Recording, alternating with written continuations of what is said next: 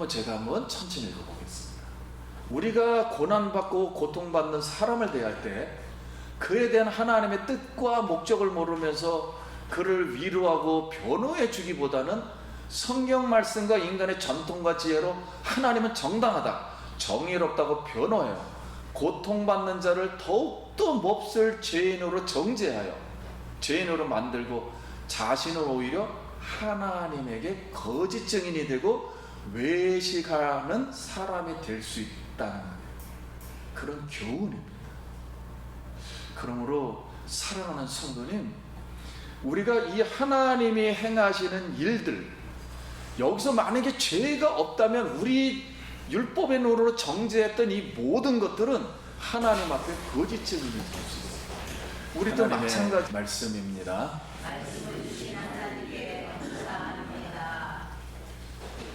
욥기서 12장부터 14장까지의 말씀입니다. 몇 구절 읽도록 하겠습니다. 12장 1절. 욥이 대답하여 이르되 너희는 참으로 백성이로구나. 너희가 죽으면 죄로 죽겠구나. 이제 모든 짐승에게 물어보라.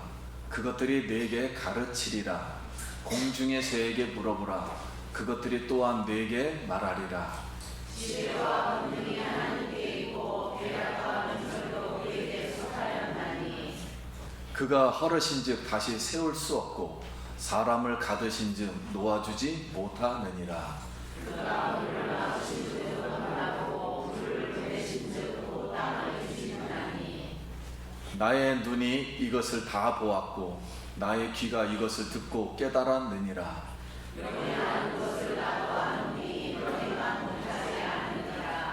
참으로 나는 전능자에게 말씀하려 하며 하나님과 변론하려 하노라. 너희는 거짓말을 지어내는 자요 다 쓸모없는 의원이니라.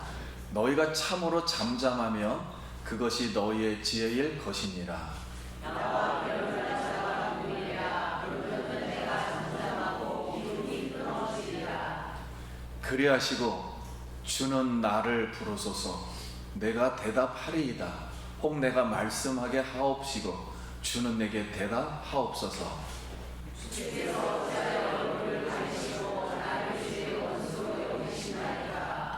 주께서 나를 대적하사 괴로운 일들을 기록하시며 내가 젊었을 때 지은 죄를 내가 받게 하시오며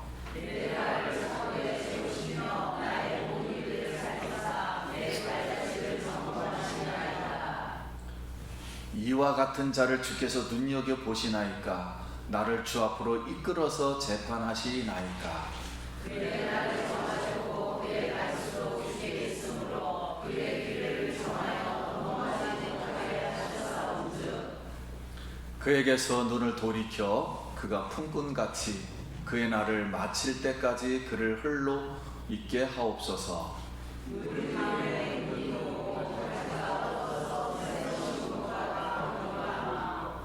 장정이라도 죽으면 소멸되나니 인생이 숨을 거두면 그가 어디 있느냐.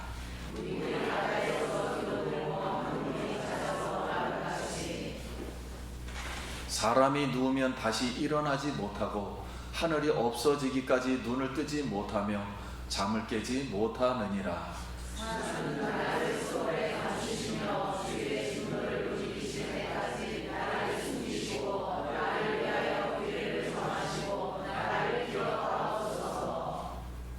장정이라도 죽으면 어찌 다시 살아나리이까.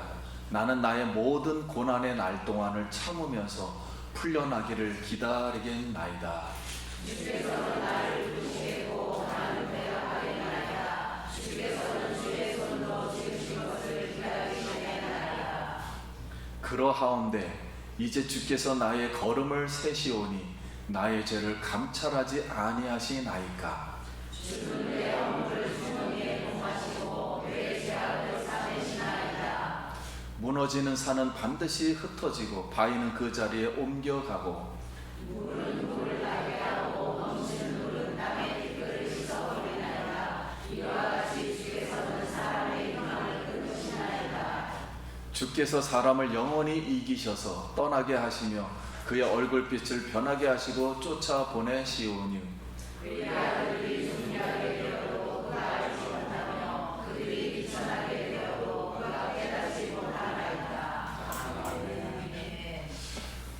할렐루야. 성도님 만나서 반갑습니다. 우리 옆 사람하고 한 번 더 인사하겠습니다. 한 주간 평안하셨습니까?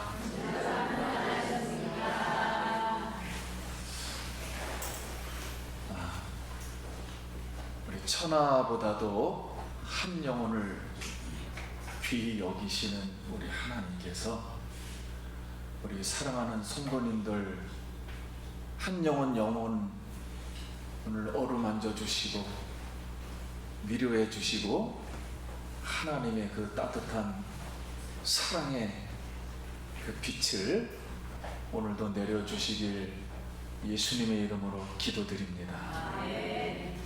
오늘 우리는 하나님께 예배합니다. 예배하는 우리 성도님들 가정일터 자녀 하나님의 얼굴에서 빛나는 그 영광의 빛을 다시 한번 비춰주길 간절히 바랍니다.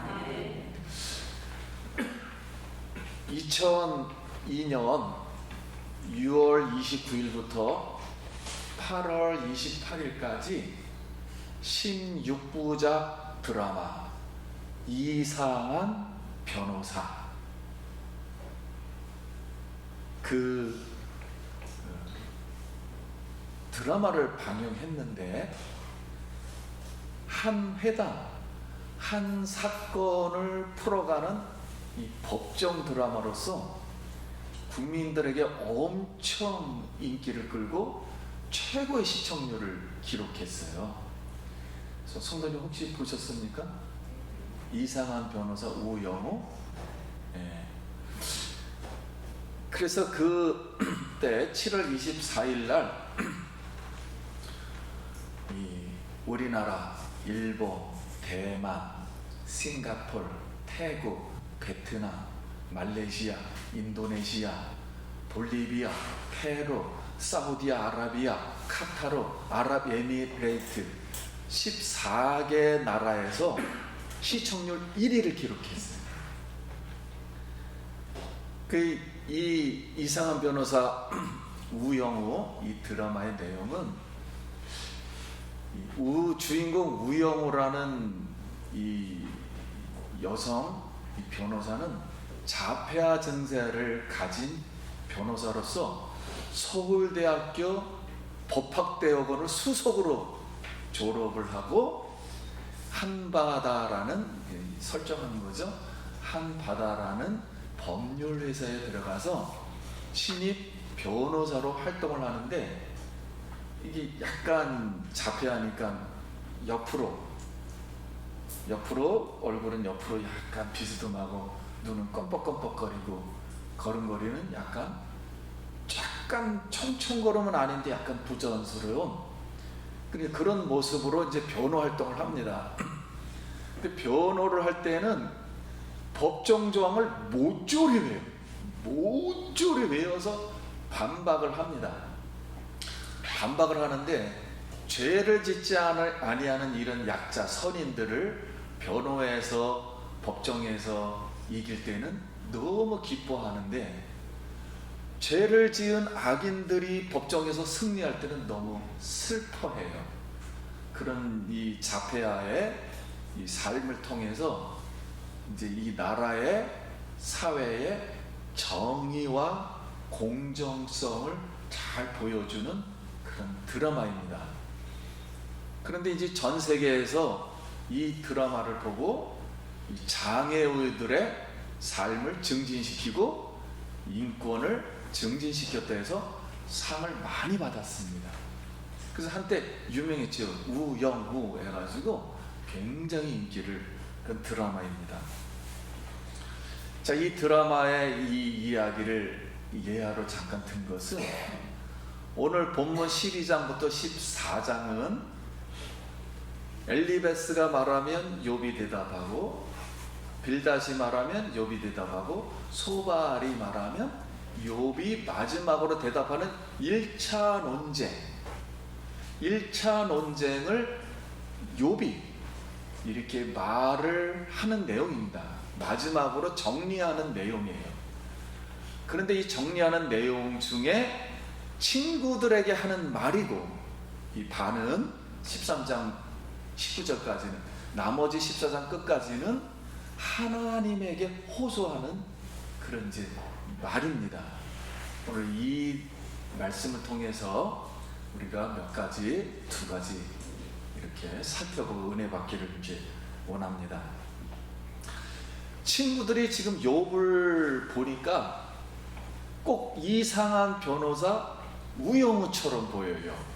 약간 자폐아는 아닌데 이 완전 삶이 지금 엉망이 되었잖아요. 자녀 잃고 뭐 재산 다 잃고 지금 뭐 기아적으로 긁고 있고 얼굴은 흉악해져 있고 약간 자폐아처럼 있는데 말은 변호할 때 보면은 너무 똑똑해요.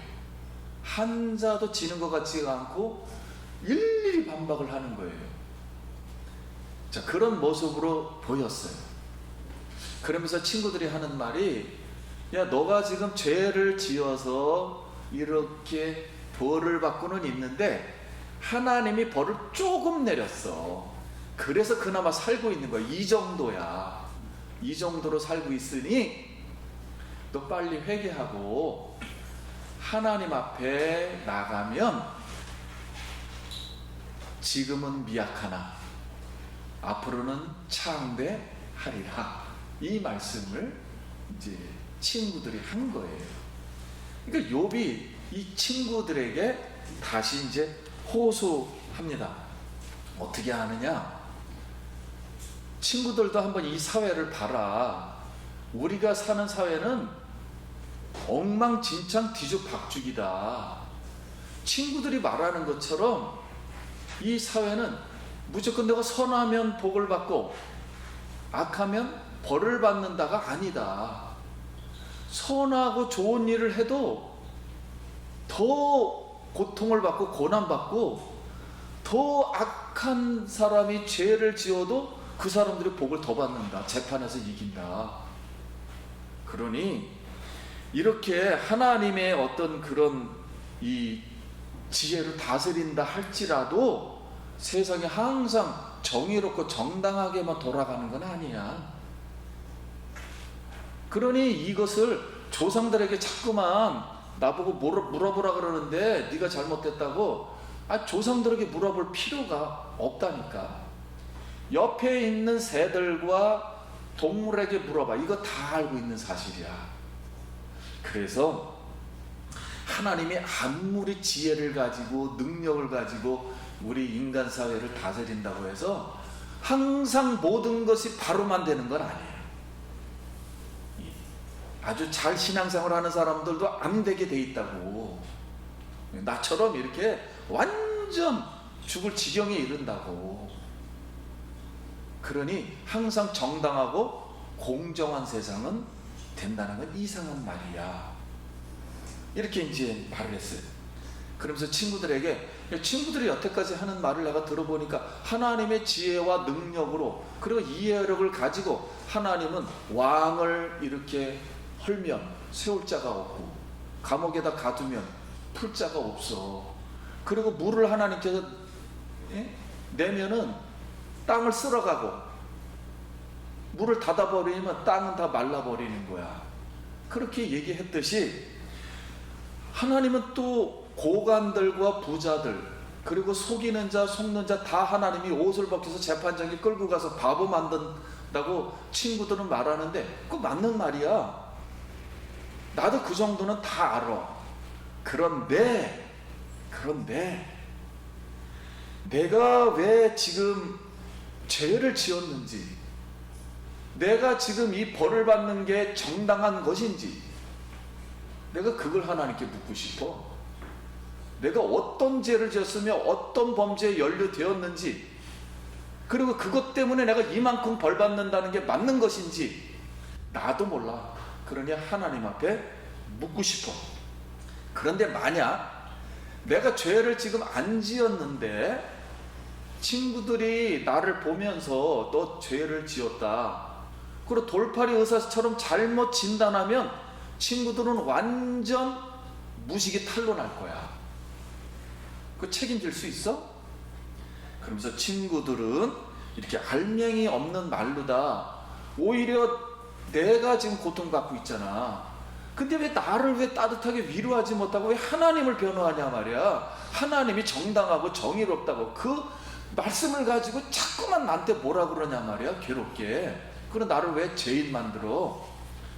그러면서 나를 지금 법정으로 끌고 와가지고 누가 맞냐 이렇게 참 하나님을 변호하는데 나하고 지금 싸울 작정이야? 하나님만 변호해 주면서. 그러면서 너는 죄를 지어서 벌을 받고 지금 고통받는 게 하나님이 정의롭고 정당하다고 하는데, 만약 친구들의 말이 틀린다면 친구들 어떻게 되겠느냐? 하나님 앞에 오히려 위증하는 거야. 거짓말쟁이가 되는 거야. 거짓 증인이 되는 거야. 그리고 외식하는 사람이 되는 거야. 그러니 책임질 수 있어? 그러면서 만약에 이것이 맨날 정당하다고 그렇게 말을 했지만 만약에 친구들의 말이 틀리면 하나님을 오히려 정의롭거나 정당하지 못한 하나님으로 만드는 거야. 그러면 그 죄를 어떻게 책임질 거야? 하나님은 지금 나를 어차피 이렇게 우리가 토론한 가운데 있으니 하나님의 진실이 오늘 드러날 수 있을까? 만약에 드러나서 내가 만약에 거짓말을 해서 내가 진실이 아니어서 하나님 앞에 밝혀진다면 하나님이 나를 죽이려 온다 그러면 나는 마다하지 않을 거야. 나는 바로 죽을 거야. 하나님 앞에서. 이렇게 변호를 한 것입니다. 이렇게 호소를 한 거예요. 친구들에게. 오늘 우리는 이 친구들에게 호소하는 이 욥을 통해서 얻을 수 있는 교훈이 무엇인가 하는 거예요. 이 내용을 봤을 때 예수님이 이 간음하여 끌고 온 바리새인들과의 대화가 생각이 나요. 바리새인들이 거짓 증인을 해놓고 이 여인이 간음했다. 그리고 데리고 왔어요. 그러면서 율법에는 죄 있는 사람을 돌로 치라, 간음한 사람을 돌로 치라 그랬는데 예수님은 어떻게 어떻게 하실 겁니까? 분명히 율법에는 간음하면 죄를 돌로 치라 그랬는데, 그래서 예수님이 가만히 그들의 음모와 이 거짓 증인 이런 걸 다 세운 걸 보시고 땅에다 글을 조용히 쓰셨어요. 그리고 죄 없는 자가 이 여인을 돌로 치라 그랬더니 이상하게 성령이 역사했는지 그들 마음속이 뭔 거짓말을 다 알고 있었는지 돌멩이를 어린아이부터 어른부터 다 내려놓고 다 돌아갔습니다. 그러니까 예수님이 조용히 다 돌아갔냐니 아무도 없을 때, 이 여인이 홀로 울고 있을 때 예수님이 조용히 다가가서 위로하며 나도 너를 정죄하지 않는다. 그러니 앞으로는 죄 짓는 행동은 하지 말아라. 그래서 이 여인이 진짜 죄를 졌는지 안 지었는지는 몰라요. 근데 아무튼 그 말씀을 하셨어요. 우리가 여기서 하나님이 죄 짓는 욥을 돌로, 이 말씀 조금 이따 돌로 치는 것이 정당하다라는 그 말씀처럼 바리새인들의 모습은 하나님 당연히 지금 이 욥을 돌로 치는 게 정당합니다 이렇게 말한 친구들의 모습은 바리새인 모습하고 비슷해요. 만약에 틀렸다면 책임져야 될 것입니다. 그래서 오늘 우리는 욥의 친구들에게 호소하는 것 중에서 얻을 수 있는 교훈은 무엇인가 했을 때 제가 한번 천천히 읽어보겠습니다. 우리가 고난받고 고통받는 사람을 대할 때 그에 대한 하나님의 뜻과 목적을 모르면서 그를 위로하고 변호해 주기보다는 성경 말씀과 인간의 전통과 지혜로 하나님은 정당하다, 정의롭다고 변호해요. 고통받는 자를 더욱더 몹쓸 죄인으로 정죄하여 죄인으로 만들고 자신은 오히려 하나님에게 거짓 증인이 되고 외식하는 사람이 될 수 있다는 거예요. 그런 교훈입니다. 그러므로 사랑하는 성도님, 우리가 이 하나님이 행하시는 일들, 여기서 만약에 죄가 없다면 우리 율법의 노릇으로 정죄했던 이 모든 것들은 하나님 앞에 거짓 증인이 될 수 있어요. 우리도 마찬가지잖아요. 우리가 세상에 있는 정치나 여러 가지 사회상을 보면서 누가 잘못했는지를 알고 있는데 거짓 증인들이 많단 말이에요. 거짓말을 하는 사람. 그걸 아무도 책임져 주질 못해요. 오늘 우리는 이 말씀을 보면서 하나님 앞에서 거짓 증인이 되지 않는 진실한 성도님, 진실한 하나님 앞에서 다른 사람을 오히려 하나님의 사랑과 하나님의 그 자비, 하나님의 위로를 줄 수 있는 우리 성도님들 될 수 있길 간절히 소원합니다. 이것이 첫 번째. 그런데 이 말을 한 다음에 욥은 두 번째로 하나님에게 이제 호소를 합니다. 하나님께 그러니까 기도하는 거지. 간절히 하나님께 부르짖는 마음으로 1차 논쟁을 하고 있는 상태예요. 근데 이 그림이 상당히 메시지를 줍니다. 엘리바스, 빌닷, 소발, 그 다음에 죄는 안 지었는데 너 죄 지었다 하면서 오만 철학과 오만 성경 말씀이 난무하는 그 상황, 그 상황 속에 이 욥이 하나님께 이제 호소를 하는 거예요. 무슨 호소를 하냐면, 만약 하나님이 내가 죄를 안 지었는데 지금 죄 있다고 나를 고발하시면 하나님 생각해 보세요. 내가 가만히 있겠습니까? 내가 가만히 있지 않을 겁니다. 그리고 그렇다면 먼저 하나님이 나에게 말씀해 주십시오. 뭘 말씀해 달라는 거예요? 죄가 있느냐 없느냐. 그리고 죄를 지었다면 내가 이런 벌을 너에게 내렸다. 그리고 이게 정당한지 정의로운지, 더 많이 내렸는지 조금 내렸는지, 하나님 마음대로 했는지 얼마만큼 내렸는지 다 먼저 얘기해 주십시오. 그러지 않는다면은 내가 먼저 하나님께 묻겠습니다. 내가 하나님 앞에 묻겠습니다. 그럼 그때 하나님은 정식으로 나에게 정말 대답해 주십시오. 이 안타까운 마음을 아시고. 그래서 하나님 앞에 호소를 해요. 그래서 하나님께 이렇게 얘기를 하는 거예요. 하나님, 나를 지금 만약에 죄를 지었다고 원수로 여기시는지요. 그리고 젊었을 때 죄를 다 들춰내가지고 지금 나를 차고에 채워가지고 나를 고통스럽게 이렇게 괴롭힐 것입니까? 나를 법정에 지금 세워가지고 미미한 것까지, 옷에 먼지까지 다 털어버릴 작정이십니까? 그리고 하나님께서 나에게 만약에 죄를 지어서 살 날을 정하셨다면은, 언제까지 달수하고 정하셨다면은, 하나님, 제 생각에는 저를 그냥 가만히 내버려 두세요. 좀 살 수 있게 좀 그냥 가만히 내버려 두세요. 숨이라도 좀 쉬게 해주세요. 나무도 물을 주면은 자라는데, 그리고 가지가 뻗는데, 나는 지금 산이 무너져 내렸어요.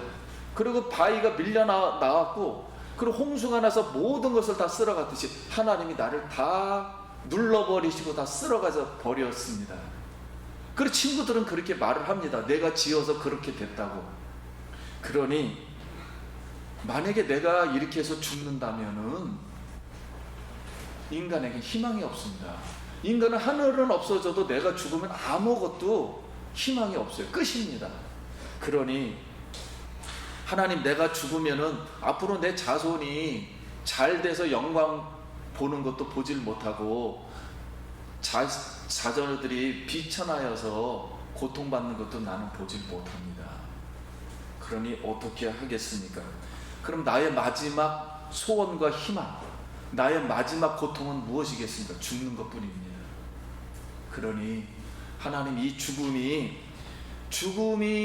오기 전에 이 하나님의 진노라면 진노가 끝날 때까지 나를 제발 숨겨주십시오. 그리고 제발 이 고통이 그때까지 하나님께서 주신다면 고통과 고난을 제발 죽기 전까지 좀 숨겨주십시오. 참아주십시오. 그리고 그때 나를 훗날에 기억해 주십시오. 하나님 지금 숨어 계시네요. 하나님 너무 숨어 계십니다. 말을 해주질 않아요, 나에게.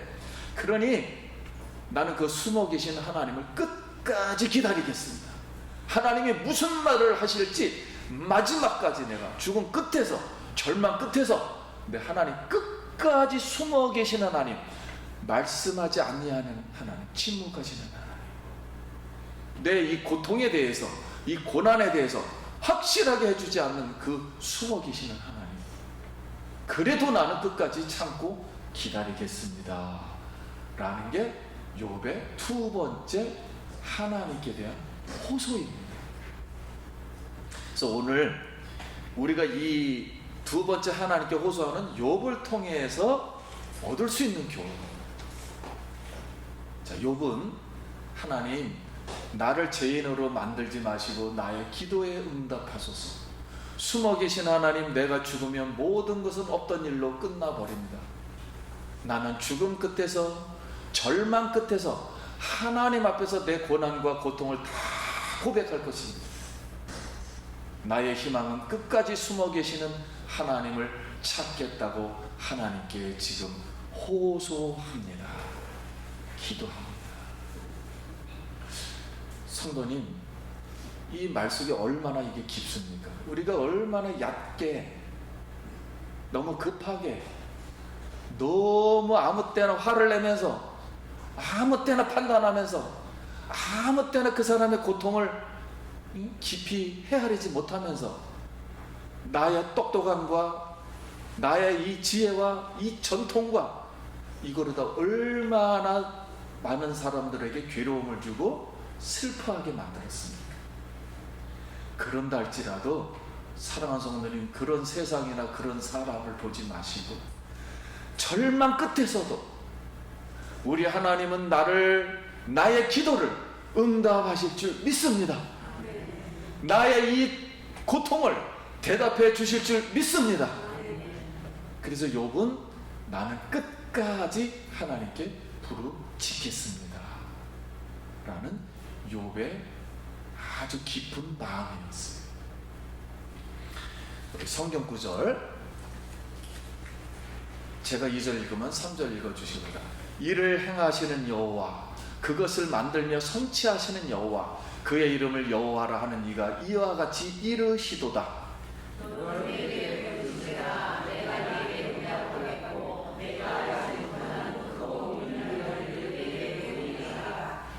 10편 50편 15절, 환난 날에 나를 부르라. 내가 너를 건지리니 내가 나를 영화롭게 하리로다. 성도님 여러분, C.S. 루이스가 우리 기독교의 작가입니다. 전 세계에서 가장 유명한 분 중에 한 분이에요. 이분이 글을 하나 썼는데, 기도에 거는 길이에요. 나의 기도라는 그 글을 하나 썼어요. 그 내용 중에 말콤이라는 이런 사람이 자기 어머니하고 이렇게 생활을 해요. 어머니를 의지해서. 어머니가 자기를 도와줘요, 힘들게. 근데 어머니가 그만 병에 걸렸습니다. 그래서 이 말콤이 하나님께 기도합니다. 하나님, 우리 어머니 불쌍합니다. 제발 좀 살려주세요. 병을 낫게 해주세요. 그랬는데 어머니가 돌아갔어요. 그래서 이 방황을 하고 기도를 안 하고 하나님을 떠납니다. 그러면서 이 C.S. 루이스가 두 개의 교훈을 우리에게 거기다 썼어요. 첫 번째는 이렇게 씁니다. 사람이 고난받는 사람과 고통받는 사람에게 이렇게 가르치지 말라 하면서, 첫 번째, 어린아이와 불신자에게 신앙을 가르칠 때, 기도를 가르칠 때 무조건 기도하면 응답받는다 이렇게 가르치지 마라. 왜냐하면 예수님의 십자가와 부활의 믿음이 생기기 전에 기도 응답부터 가르치면 모든 거 기도하면 응답받는다. 그러면 그 사람은 교회를 떠날 것이다. 여러분, 기도대로 되지 않습니다. 절대로. 물론 되기도 하지만 고통받는다니까요. 고난받는다니까요. 내 뜻대로 안 된다니까요. 오히려. 두 번째, 믿음이 생기면 기도가 반드시 응답된다는 것을 갖기 위해서는 안 된다. 믿음이 있다고 무조건 되고 기도가 응답되는 건 아니다. 왜냐? 고난이 오니까요. 믿음의 기도를 드렸는데 오히려 고난이 오니까. 그러면서 반드시 응답받는다가 응답받지 못한다. 그리고 반드시 응답받으면 하나님은 나의 종이 될 것이다. 내가 하나님의 종이 되는 게 아니라 하나님이 나의 종이 될 것이다. 그러면서 성경 구절을 몇 가지 인용했어요. 여러분, 모세가 가나안 백성을 우리 하나님이 약속하셨습니다. 가나안으로 갑시다 해서 그 많은 고생을 40년 동안 했는데 결국 가나안 앞에서 지금의 요르단 그 산 정상에서 가나안 땅으로 들어갈 때 하나님, 나 가나안 땅에 들어가게 해 주십시오 했더니 너만 못 들어가. 하나님, 왜 나만 못 들어갑니까? 너가 바위를 내가 명령해서 치라고 그랬는데 명령을 하는데 쳤잖아. 너 왜 화를 내? 그래서 너만 못 들어가. 그래서 하나님께 3번 기도했어요. 하나님, 내가 이 나라의 민족의 지도자로 앞장서서 왔는데 나만 못 들어가면 어떻게 합니까? 그때 하나님이 아니다. 너는 멀리서 그 가나안 땅을 그냥 바라보기만 해라. 그래서 못 들어갔어요. 근데 예수님이 이 땅에 나오실 때 모세와 엘리야가 내려와서 예수님을 반겨주잖아요. 그런 얘기하고는 상관이 없죠. 또 하나 사도 바울이에요. 사도 바울이 여태까지 수많은 교회를 개척하면서 1차, 2차, 3차를 하면서 이렇게 다녔는데 처음에 하늘에서 빛이 와가지고 눈을 지져버렸다 그러잖아요. 그래서 거의 뭐 안 지릴 거예요. 눈에서 막 고름이 나고 막 이런 게 잘 복음 전하면서 힘들었어요. 그래서 마지막으로 바울이 하나님, 그래도 내가 3차에 걸쳐서 하나님을 위해서 이렇게 전 세계 다니면서 매를 맞고 복음을 전했는데 저의 눈을 안질 좀 고쳐주세요. 근데 침묵을 하는 거예요. 하나님 대답이 없는 거예요. 하나님, 나의 마지막 소원입니다. 나 개인적으로 기도드린 거 나 이거 마지막이에요. 내 눈에 안질 좀 고쳐주세요. 그래도 대답이 없는 거예요. 세 번째, 하나님, 그럼 이제 침묵을 하시니까 마지막으로 숨어 계신 하나님, 나 눈을 좀 고쳐주세요 그랬더니 그때 예수님이 나타나셔서 말씀, 네 은혜가 내게 족하다. 결국 응답을 해주질 않았다는 거지. 사랑하는 성도님, 우리가 신앙생활을 하고 교회 일을 하고 가정 일을 하고 내가 열심히 선하게 살고 다른 사람을 이렇게 축복도 하고 많이 도와주고 나는 정말 외로운데 하나님은 나한테 아무것도 나타나지 않고서 숨어 계시는 거예요. 계속. 그런다 할지라도 욥의 이 고백처럼 하나님, 내가 절망 끝에서도, 내가 죽음 끝에서도 하나님을 끝까지 기다리고 찾겠습니다. 하나님, 내가 끝까지 숨어 계시는 하나님께 호소하겠습니다. 그때는 말해 주십시오. 그때는 나에게 대답해 주십시오. 그때는 나에게 그렇게 대답해 주신다면 내가 그렇게 받아들이겠습니다. 이렇게 고백을 했다는 거예요. 사랑하는 성도님, 지금 내 가는 길이 가시밭이고 힘들고 어렵고 하나님이 대답을 안 하고 숨어 계시고 내가 하는 만큼 하나님이 안 해주신다 할지라도 환난 날에 우리가 끝까지 부르짖으면 언젠가 마지막 그날에는, 욥기서 42장 마지막 어떤 하나님의 그날에는 나타나셔서 모든 것을 답해 주시고 모든 것을 응답해 주시고 해결해 주시고 치유하여 주실 줄 믿습니다. 성도님, 그런 마음으로 끝까지 하나님 앞에 호소하고 기도할 수 있기를 축원합니다. 그래서 그때는 정말 기쁨으로 하나님을 만나서 너는 정의로웠다, 너는 정당했었다, 너는 죄를 짓지 않았고 너는 나를 위해서 고난에 참여했다, 고난에 참여한 이 고난에 그 복을 받아라 하고 면류관을 하나님이 또 주실 줄 믿습니다.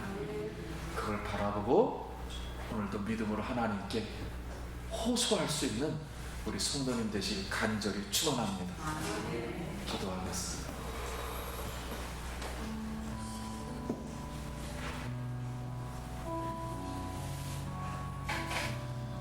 사랑하는 성도님, 고난이라는 것은 정면에서 보는 게 아니라 고난을 초월해서 숨어 계신 하나님을 보는 것입니다.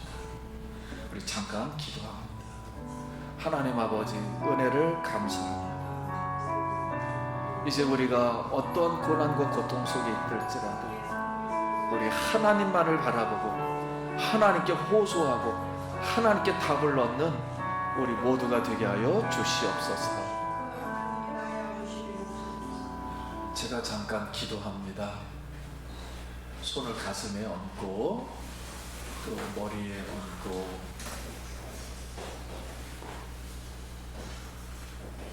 어쩌면 지금 나의 모습이 이상한 변호사 자피아처럼 우영우처럼 보일 수도 있고, 바울이 기도해도 응답 안 하시는 숨어 계시는 하나님, 그런 상황에 있을지도 몰라요. 안질에 걸려 있을 수도 있고, 모세처럼 일평생 고생했는데 하나님 나를 인정해 주지 않는 그런 모습일지도 모릅니다. 그러나 하나님은 성도님이 걸어온 길을 다 보고 계십니다. 그리고 언젠가는 위로하실 것입니다. 상상할 수 없는 평화를 주실 것입니다. 하나님 아버지, 주의 백성들 하나님 따뜻하게 찾아오셔서 영혼들을 만져 주시옵소서. 위로하여 주시옵소서. 내가 가는 길이 고난의 길이어도 나는 그것을 인정하고 내가 너의 고통을 안다 주님께서 말씀해 주시옵소서. 행여 아버지의 고난과 고통 때문에 하나님 앞에 간절히 기도하는 성도님들, 그날에는 하나님께서 치유하여 주시옵소서. 그리고 지금보다도 가는 길이 더 복되게 하여 주시옵소서. 자녀 일터를 하나님 축복하여 주시고, 하나님이 이 고난의 때를 잘 이겨서 아버지께 영광 돌리게 하여 주시옵소서. 주 예수 그리스도의 이름으로 기도드립니다.